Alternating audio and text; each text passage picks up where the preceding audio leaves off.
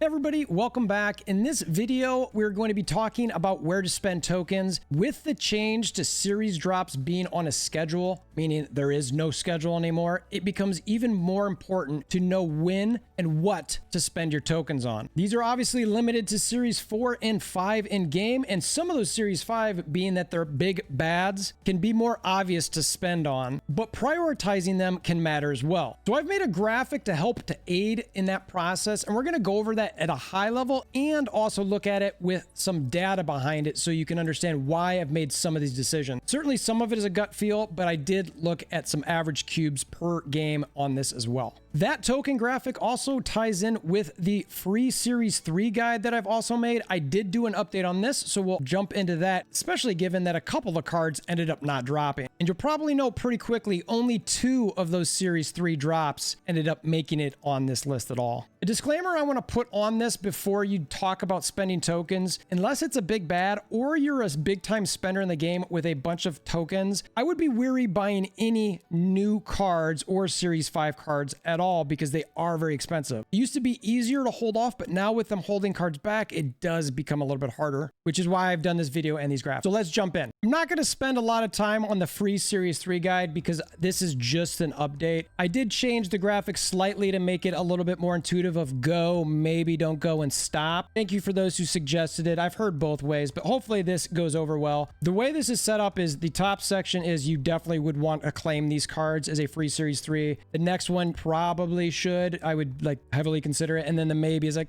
I don't know about that. Again, Silver Surfer pop on this in Century. Of the series drops that we've got in game, those are the only 2 that made it. Silver Surfer, Century. Sorry, Ghost, Sauron, Dazzler, and Shadow King. You guys are not making the cut this go.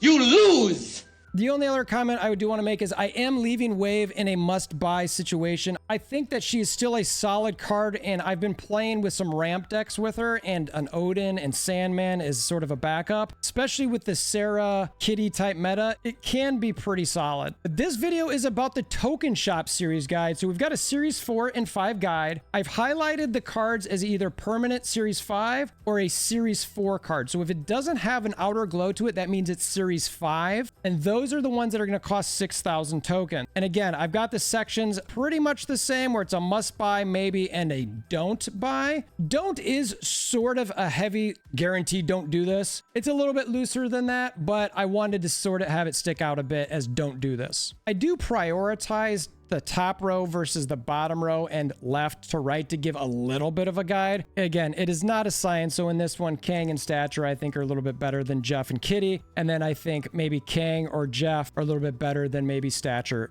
/ Kitty in their individual rows. We'll have different versions of these with a date alongside of it. So before you go in here and start spending those hard-earned tokens, make sure to check out this graphic guide, which we will have on the Discord. The link to that is in the description below. So let's go through this detailed analysis. All right, we're going to start in the don't buy section, and obviously we'll start at the end of this. First up is going to be Nebula. This is a season pass placeholder for now. There are tons of games under her belt, and we're going to look at 2 spots to look at these numbers. The first one's going to be snap.fan, where you can sort it by specific cards. I've again got it sorted by average cubes. So when you're looking at this, you can see this is the top row of the card: game seen, seen percent, win percent, average cubes, win drawn versus win played. I like to look at the average cubes when played. Average cubes does drop down quite a bit, as you can see. So just having a card in your deck can matter. So that's something to focus on as well. But I'm going to, for now, talk about when we play something. So Nebula. So you can see here, her numbers here are pretty solid. She's about 0.4 across the board as far as those average cubes. A pretty good amount of games there, 482,000 games. That is not a bad spot, but for 6,000 tokens, and it's near multiple man. That's what threw me off a little bit there. I was like, am I spending 6,000 tokens on a card like that? Granted, obviously they do very different things, but at the end of the day, it's about getting some of those cubes and wins, right? So I've got her towards the end of don't do that for now. Next up is Shanna. There's not a lot of games for her, and she's a series 4, which you can tell by the yellow glow, but she actually had a worse cube rate than Nebula, but obviously it's cheaper because it's 3,000 tokens. You can see it's about that 0.35 to 0.27. Not a lot of games though. 11,000. That was one of the things the developers said as well, that it's like, well, we need to see more games with her. The other spot I like to look at is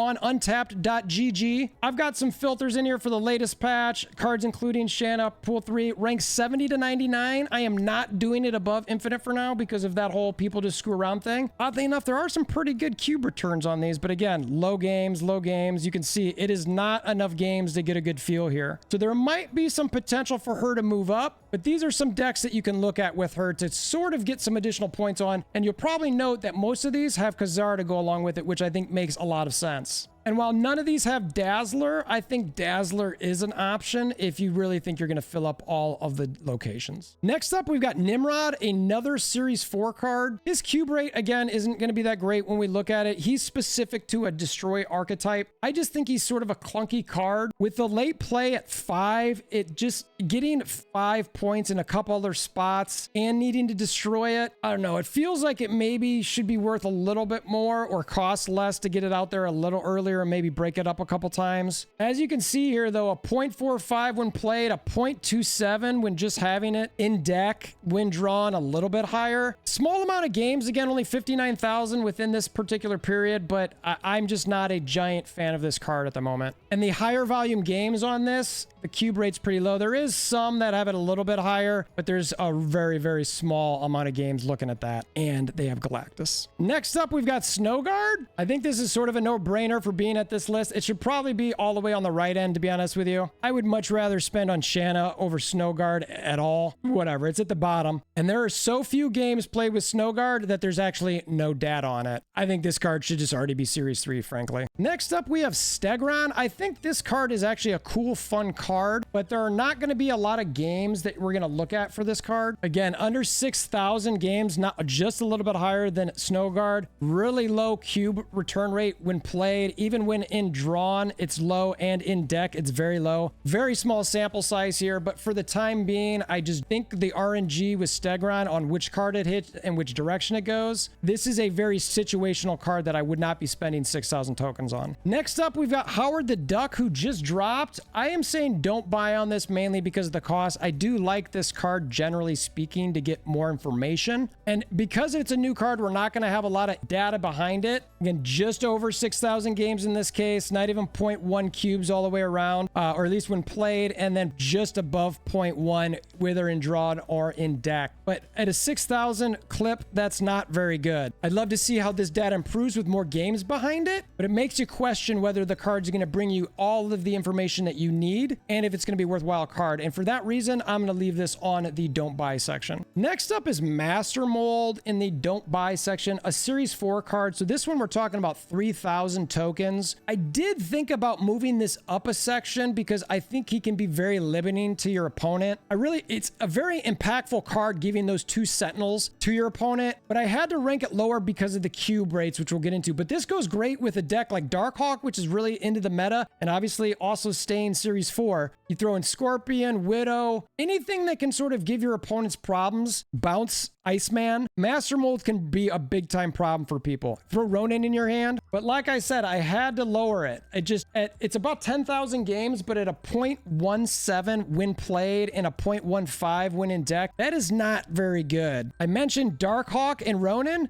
And it's got Iron Lad. Look, this deck right here, I mean, this is a stacked deck with cards. You got Darkhawk and Sarah and Iron Lad and Enchantress and Doom, Zabu, Korg, Mystique, Cosmo. Those are some really good cards in game. And it's only got an average cube of 0.18. That is not good. Now, it's got an okay win rate. It's 640 games. I don't know. There's some smaller, low volume games here that have a little bit higher average cubes. I think these go higher because you're talking about playing the Bishop Kitty sort of thing where you bounce her a little bit back and forth. You build up your Angela and your Hit Monkey. We'll talk about those cards in a bit. But generally speaking, when you're just talking about having a deck that is trying to irritate your opponent and have a bunch of stuff in there, looks like it's not going to give you all that much. So for 3,000 tokens, I still have this pretty low on the list. Next up is Iron Lad. I did a detailed video on this one, so I'm not going to go into a lot more detail here. You can see the cube rates are 0.28, basically all the way across the board. There's 99,000 games in this. Again, the other video had all the different deck options. For me, 6,000 tokens for a card like that, I don't see myself recommending or doing it. But check out this video if you want to see a deeper dive. We've got another preemptive one in here in the Living Tribunal. I I've actually got this one as a don't buy. This is probably the most controversial, maybe, ranking on this whole thing. But I really think unless you are a big Shuri player who you're really stacking up a lane and you have tons of tokens, I'm just not sure this is a sort of card that's going to be for you. It's going to be nice to be able to spread power throughout the board, especially in those hard to reach locations like Sandbar or Sanctum Sanctorum, or anything that closes after turn 4 or you can't play on turn 6, or that you can only play 6 energy cards at. But that's also why I have it on the edge of this, potentially being on like the should buy section. And I think this is going to end up being a card that's going to be a must buy for a lot of people. If this was came out as a series 4, I would definitely have it in the maybe buy section. Speaking of maybe buy, let's go into this section. We'll scroll to the right, the bottom layer here. The first card we've got is Negasonic Teenage Warhead. Again, series 4, so she's got that glow. I think she is arguably the worst card in this section and could be dropped. Another card with only 6,000 games and a terrible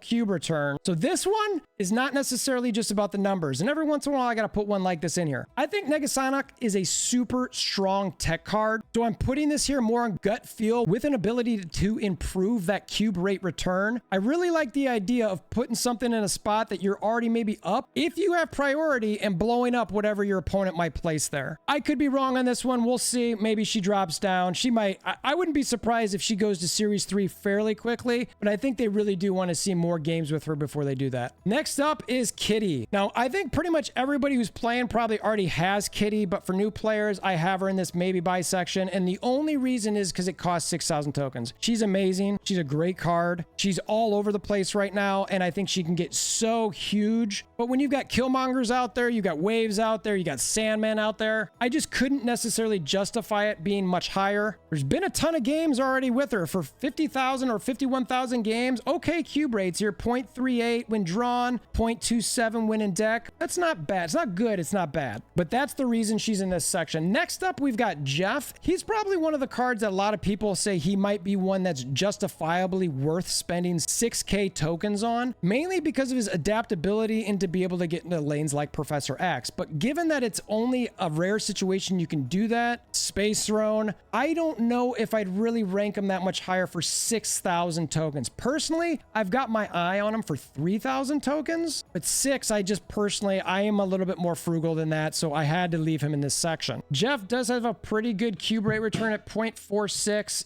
Even when in hand or in deck, 0.37. A boatload of games, obviously, with 210,000. Jeff fits in all sorts of decks as well. I jump to these decks when I feel like someone might be looking for a suggestion for a deck. I do think that he can you've got Galactus, you've got Nebula, Stature, more Galactus and Stature, discard, control. He really can be all over the place. Next up in our maybe buy section is MODOK. He's at 3,000 tokens now. He's actually a great card. If you are really into discard, I would say this moves up the line a little bit, and he is critical for that archetype. And I would say if you do, he's absolutely worth 3,000 tokens and could even be in the section above. When you look at his cube rate return as well, especially when played, 0.8, that's really, really high. That's almost as good as it gets. I mean, you scroll up, that's how far he is from the top. It is really good. But again, are you a discard type of player? If so, then I absolutely think that 3K price point would be good for you. Hitmonkey, I have in the similar section. Hitmonkey is a great card, period. My question is, do you want to spend 6,000 tokens on this? 3,000, I think, is almost no-brainer. I actually originally had this lower, but because of the numbers, 0.88 when played, 0.46 when in deck, 138,000 games, not a bad sample size. I had to move him up. He was just too good not to. Next up, we've got Zabu, who's been around for quite a while. Series 4 again. I've always really liked Zabu. He got nerfed originally. I still think that he's a powerful card, even with the changes to wave. It'll help you draw out those 4-cost cards earlier. Cube returns on this one are just okay. You could arguably put him back a couple spots with, Hitmonkey or something along those lines. But again, he's a little bit cheaper. So I've got him a little bit up, and he just affords a lot of opportunity to play cards earlier, which I really like. Next up is Stature, who is so hot right now.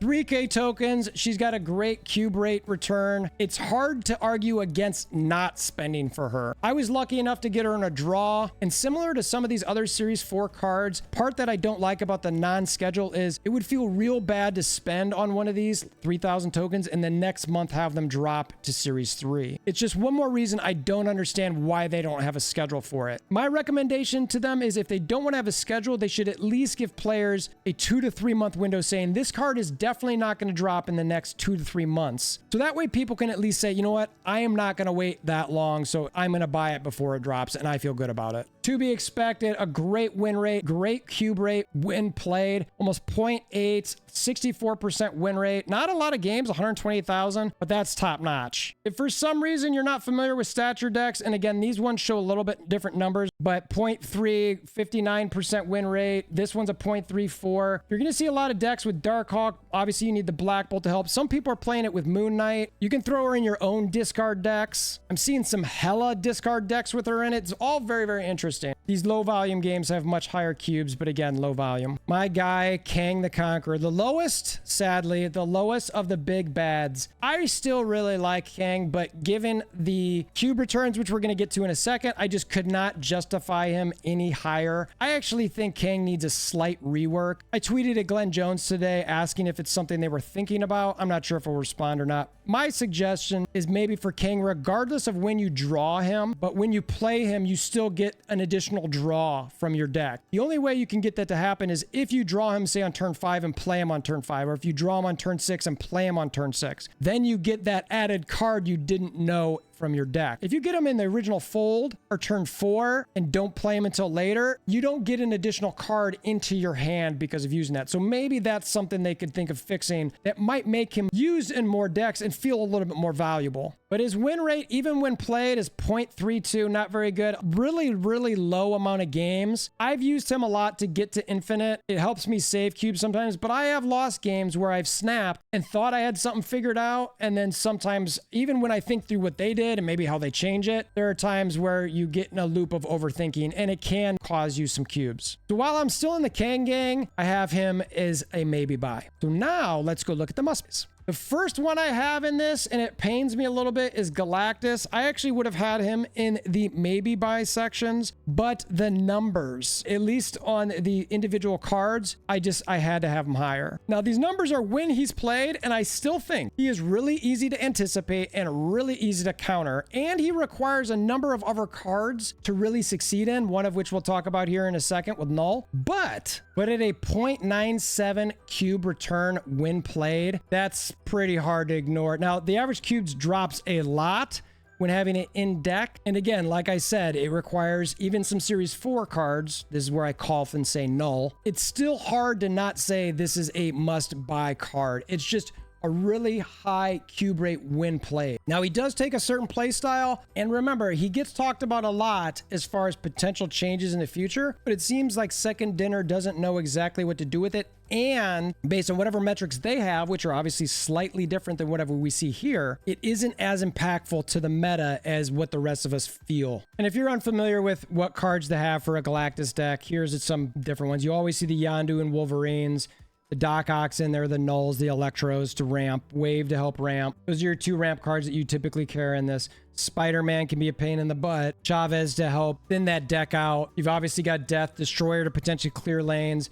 Some of the best trick ones are with either Jeff and or a Nightcrawler to free up a lane. You always get the Goblins too to help hurt your opponent. Those are the cards you typically look for when you're playing against one, and they almost always play Yondu. Next up is Null, the one we thought was going to drop to Series 3. And I will say it makes sense for why they didn't, given the cube returns, because Null is the top cube returner in game when played. Definitely the best friend of Destroy or Galactus, who we previously mentioned. You can also play him in a negative Destroy deck, which doesn't have a great cube return rate, but I know for me personally, I really do like dropping this guy for free in a late turn. It is so much fun. Like I mentioned, top cube earner in game, 1.39 when played. It drops off a lot though when having it in deck, so it really matters if you're going to be able to play him or not. That is a huge drop off. So high risk, high reward type situation. 184,000 games. So 3K token seems like like it's a must buy to me. Next up, we've got Darkhawk, who is also supposed to drop to Series 3 and didn't. He's another top tier Series 4 card. He's got a decent cube rate return of 0.63.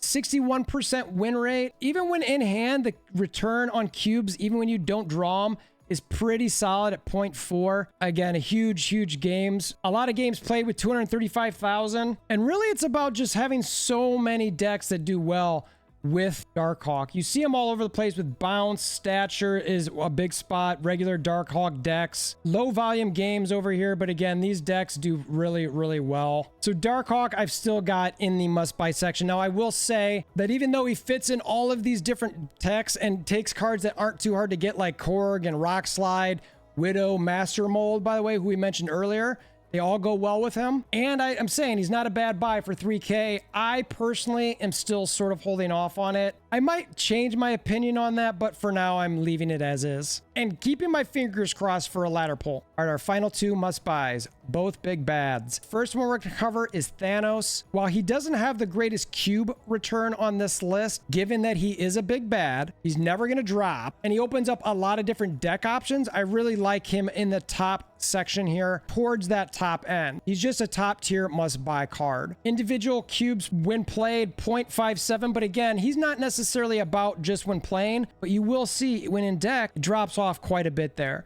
So I could see where some people might have some reservations for him.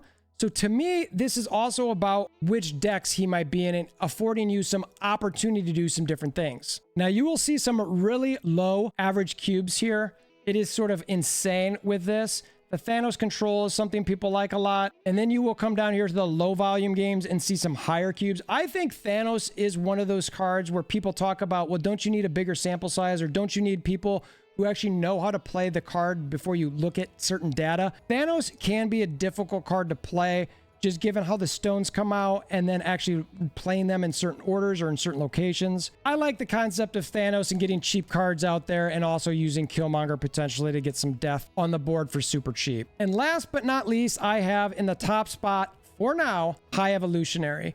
This might change once he comes out, but given the cards that go with High Evolutionary are so easy to get, and it seems like it could be a lot of fun to play. He's a big bad. He's not going to change. He's setting up to be a must-buy, in my opinion. But remember, anybody who's tight on tokens, maybe not a big spender, for these new cards that come out, wait 5 to 6 days to see what the data is telling. See what content creators are doing and some reception back from the community about how they feel the card is playing before you go off and spend on it.